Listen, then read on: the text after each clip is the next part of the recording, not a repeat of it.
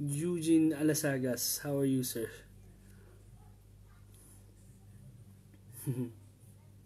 Si Miss May. Hello, guys. I'm not going to go live every day. Don't worry, guys. I just wanted to like address a question from last night's live. By the way, hey, Frine, I'm going to drop a video. Oh, VJ. Right. Guys, I'm going to drop a video tomorrow evening. I just finished the voiceover and I'm going to do a another firmware update for the X Pro 2, the X Pro N and the X Pro C, both for Canon and Nikon. It is basically the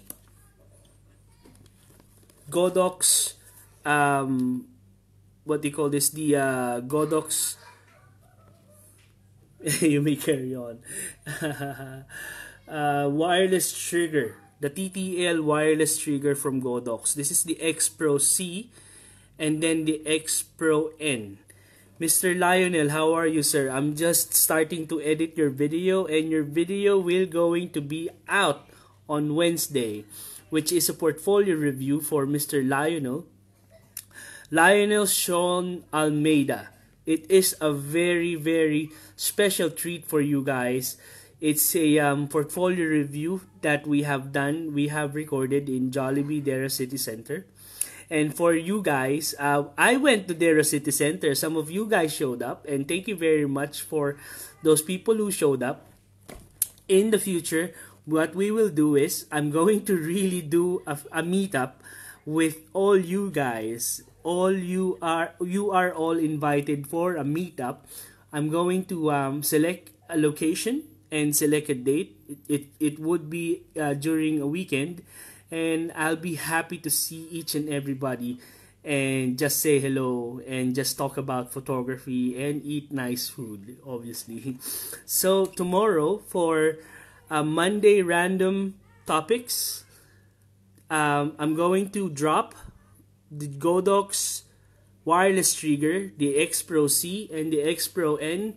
It is how to update the firmware. And you know, the best thing about the Godox system is these triggers, they are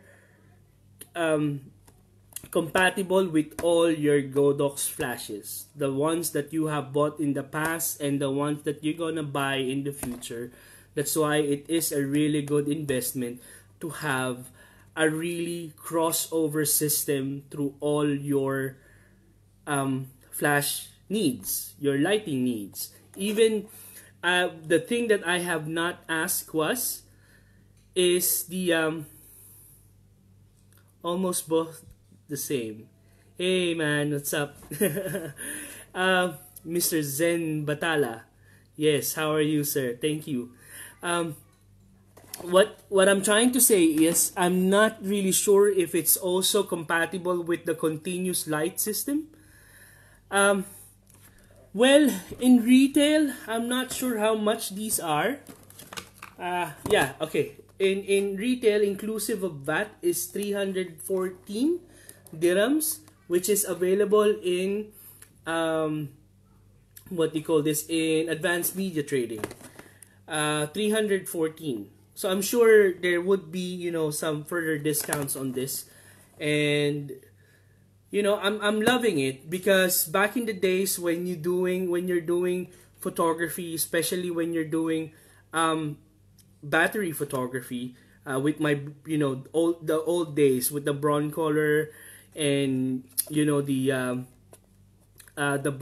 a broncolor system before, and we have the oh, I forgot the brand. Anyway, the Bowens. Yeah, the Bowens brand. We have a battery, or we have, you call it a generator. It was so, shall I say, convenient that you don't need to put down the lights from the boom or put down the lights from the stand, because the control is on the ground. The control is, you can control it on the generator. Nowadays, you can control it with these types of triggers. with these types of trigger, which is on the camera itself. Hey Anthony, what's up, man? Michael Mendoza, what's up, man? I will see you on November, man. Please come. Actually, I actually went live just because there is St. Francis School classmate that we have. He's now based in Hong Kong, but you know, his name now is Rick Hub Lopez. I have no idea who he is, but I think I know who he is. He's based on Hong Kong right now, and he was asking if what can for camera that I can use to shoot hotel rooms, what do you suggest that I can buy? Well, basically your question, if I can rephrase your question, your best rephrase of your question is what camera and lens is best, or what camera system is the best thing to use for real estate photography, interiors, real estate photography. You know, guys, I've been a real estate photographer before, and I was employed in Better Homes as a real estate photographer. And I actually, even now, I shoot real estate, not real estate, but interior photography, especially hotel photography. I do that.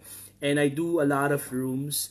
And experience-wise, based in all these years of shooting a lot of rooms, a lot of walls, a lot of sofas, you know, items that, or subjects that do not complain.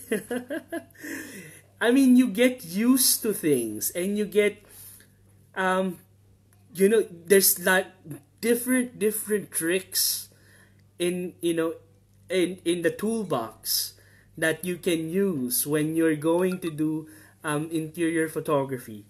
You know, one of the important things are, what are the important things are, you know, I've been as you know, I'm already shooting with a 5D Mark II and a 5D Mark III. I'm yet to get the 5D Mark IV soon. You know, I'm taking my time because I'm going, you know, this is my workhorse and I really love shooting this. The only issue about this is, especially when you're not really in the, what do you call this? When you are not given the gift of height, I mean, sometimes you need to go tall, you need to go high, and most of the time you need a step ladder. And nothing annoying with using a step ladder if you don't have enough space. If you don't have enough space. And having an articulated screen, this I experienced with my X-T1, with my Fuji. I use my, you know, an articulated screen. So, you know, even if the camera is above your head, you can still compose. Or even if the camera is below you, you can still compose without breaking your back. And even if you're shooting like this way, having an articulated screen is a lifesaver. But most of the time, you may need to shoot against the wall on this. Especially on bathrooms, especially in toilets, you need to put the camera, you know, against the wall. And there's no way how would you be able to see it. You will only see it if you have an articulated screen on the side. You know what I mean? And I think the best option for you, Mr. Rick Hub Lopez, if you are watching, the best option for you is getting the 6D Mark II. The 6D Mark II has an articulating screen, not just a flipping screen, but an articulating screen that can flip on, you know, the front, so that you can still see what's going on in your frame. And even if the camera is against the wall, you know, you can still see from the top, and you can still see from the bottom. And you know, the best thing is about it is you can close the LCD, and then You know, you can stick your face against the camera without leaving your stains, your face stains on the camera or on the LCD. Yeah, I think I would, if I, you know, what do you call this? If I can get back in time when I was working in a real estate agency, I would go for the 6D Mark II, hands down. I will go and get that. And the best lens, actually someone mentioned the best lens is 1714. Oh no, not 1714, but I will go for the 1740. 1740. Too wide is not realistic, guys. You know, if you have your lens too wide, Mr. James Kirby, if you have your lens too wide, you are kidding your viewers. You would need at least shoot. I don't have my wide here. It's in the other bag. You might need to shoot the most maximum wide I would shoot is on a 24 or a 20 mm. You know, because I don't want to go too wide on things, because I am basically saving the sweet spot for my clients, for my viewers to see. You know, you can either go high, you know, and it's very important to have your horizontals straight, your verticals straight. Your verticals has to be straight. Those are very much important. Your horizontal lines, it's fine, because sometimes, most of the time, you go for an angle that the horizontal lines becomes 45 degrees or whatever degrees there are, as long as you have a point of reference, which is the vertical lines has to be straight. If you are too wide, then definitely you will sacrifice the vertical lines and it will be distorted somehow on your camera. At least have that vertical straight. And speaking of system, speaking of the ultimate real estate system, you should have your ball head. It has to be, your tripod has to have the ball head. And also, if your budget can still afford, push your tripod to be the lightweight, the titanium, not the titanium but the carbon fiber ones. Carbon fibers will last long. You don't need that weight, especially when you're carrying things around and moving from different areas of the villa or moving in different areas of the hotel. You need a lightweight stand, you need a lightweight. But then again, if you really need to put on some weight, just hook your camera bag into it so that it will go stable. You know, because most of the time you still have some extra lenses, you still have some extra bodies and flashes or bits and pieces in your bag that can hook on your carbon fiber tripod, and it will place your tripod in place. It will make your tripod stable and it won't go anywhere, trust me. So that's it.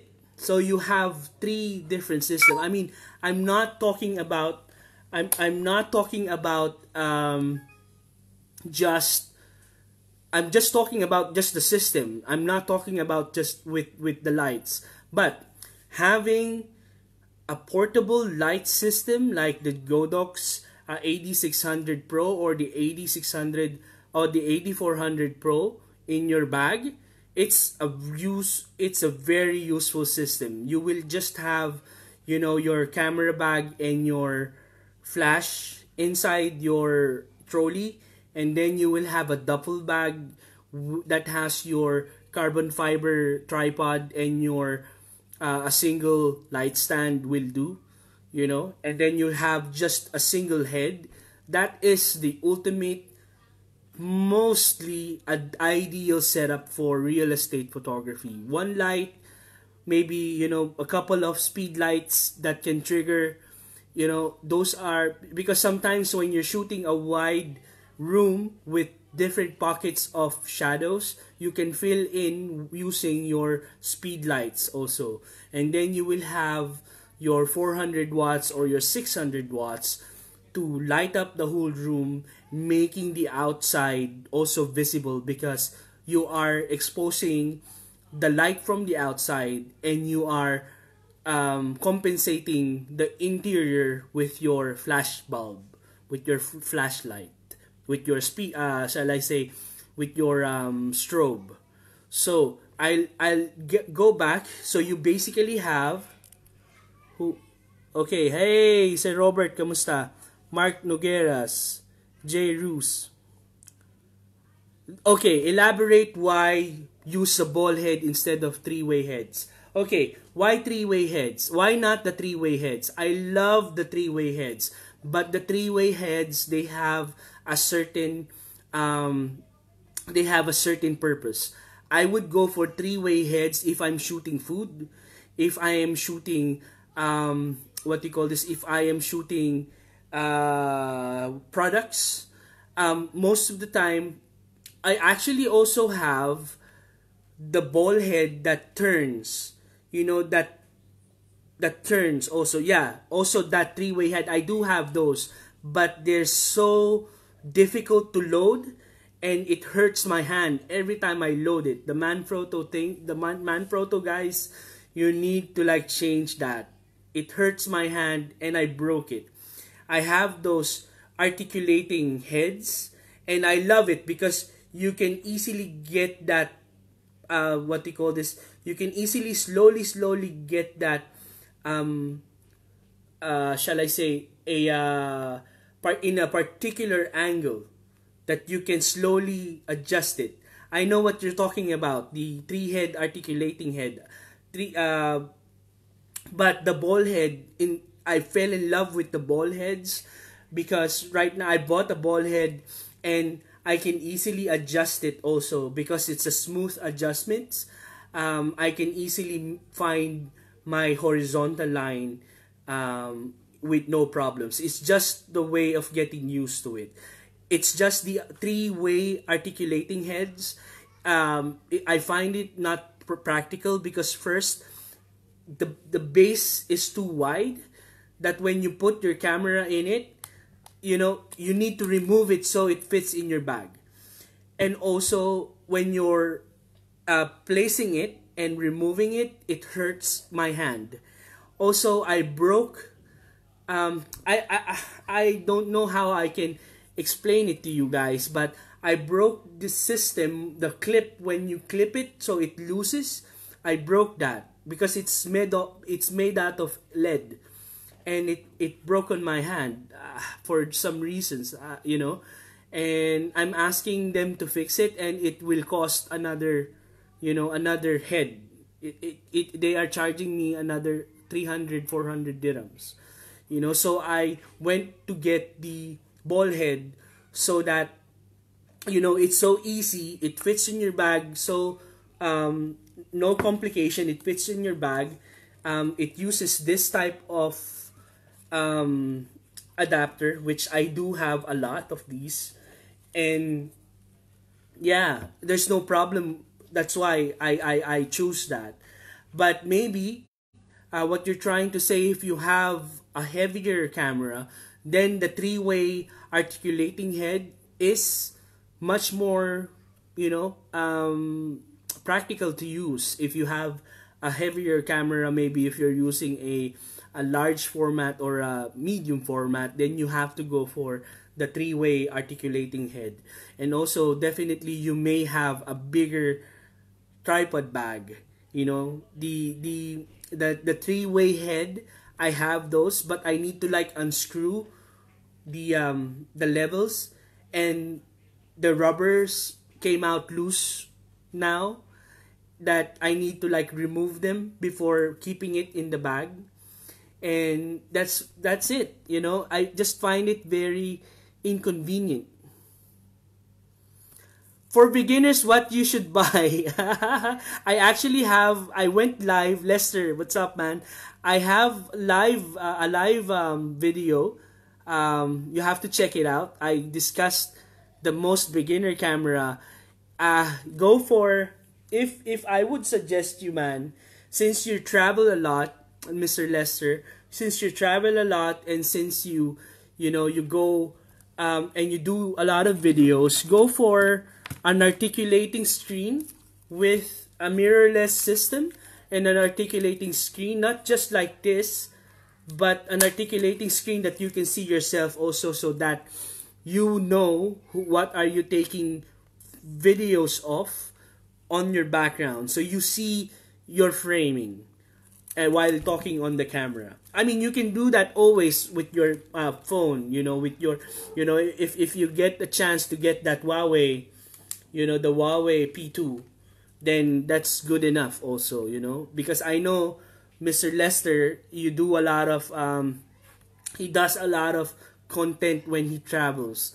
So that's the thing. The best thing for you is either just the phone camera, which has a really nice camera system, or a mirrorless camera system, which is, if you feel like having another thing on your hand. Other than that, I would go for, my mobile phone, which is that has a larger capacity of video content and photographs. Yeah, so where were we? Okay, going back. So the best system for real estate photography would be a tripod, which is if possible, the lightweight tripod that you have, but a medium size one, a decent size. If you can afford a carbon fiber, that is the best, because you still have your bag and you still have your tripod bags, you still have your stand bags. So if you need a the weight for your tripod to keep on to stay on the ground, you can just hook one of your bags so it will get stable on the space. It won't move your tripod. Anyone can say that it is stable on your floor. Second is, ideally, in my experience, a ball head is perfect. I mean, you can always look for your horizontal lines on, in your camera. If it's an updated firmware, you can always check if your horizontal is straight, so you don't need to level it. A few fine adjustments. I mean, back in the days, I love the three-way head that's Mr. Jairus is mentioning, because you can make some small adjustments. That is, for me, is a really good option for a bigger camera, or if you're shooting products, or if you're shooting still life also. That is a very good option. But I would go always for a ball head now, this time in the stage of my photography career. Number 3, yeah, an articulating LCD screen, so you don't have to use a two-step ladder. You don't need to bring a two-step ladder, because if you can go high like this above your head, you can still see what you're doing. Even without stepping on something, you can still see your LCD. And a 400 watts or a 600 watts flash system, a single head would do when you're going out and about for your real estate photography. It can be the AD400 Pro or the AD600 Pro, definitely. And a few speed lights, definitely. It will fill in most of the time the dark spots in your real estate photography. So I hope I would be able to catch Mr. Rick Hub, because this live session is only devoted to his question. His question was, I am looking for a camera that I can use to shoot hotel rooms. What would you suggest that I can buy, and thanks, bro. So there you have it. An articulating screen camera, a portable lighting system, a better tripod, a ball head tripod um, head, and also, if possible, a carbon fiber tripod. So there you have it. Thank you guys. Thank you guys for listening. Good evening. As I said, I will not go live every day for you guys. I will, keep the suspense. But if you do have some questions, please address it to me, chriscalumberan@gmail.com, or you can just send me a DM or a PM on my Facebook. Mr. Echo, how are you, sir? Mr. Donald, Mr. Muhammad, Mr. Yunus, Mr. Robert Prado, what's up? Mark Nogueras, J. Roos, thank you. Thank you for listening. Thank you for watching. Oh, my dear God, thank you very much. And also, yeah, I am dropping a video tomorrow and on Wednesday.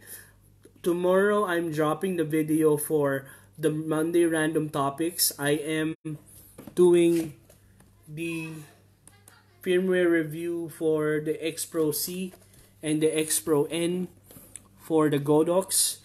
And also on Wednesday, we are dropping the video for Mr. Lionel, the one that we have shot in Jollibee. For those people who went to Jollibee, I was there. I went there and I met some people who arrived. It wasn't supposed to be a live. It's not supposed to be a meetup. I was just basically worried about people who will come because it's confusing. I was saying that it's a live video that is going to air and we shot it in Jollibee.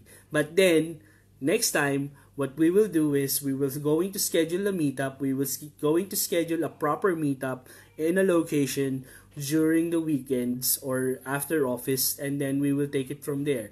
Guys, thank you very much. Good evening and enjoy the rest of the week. Salamat po at goodbye. Thank you.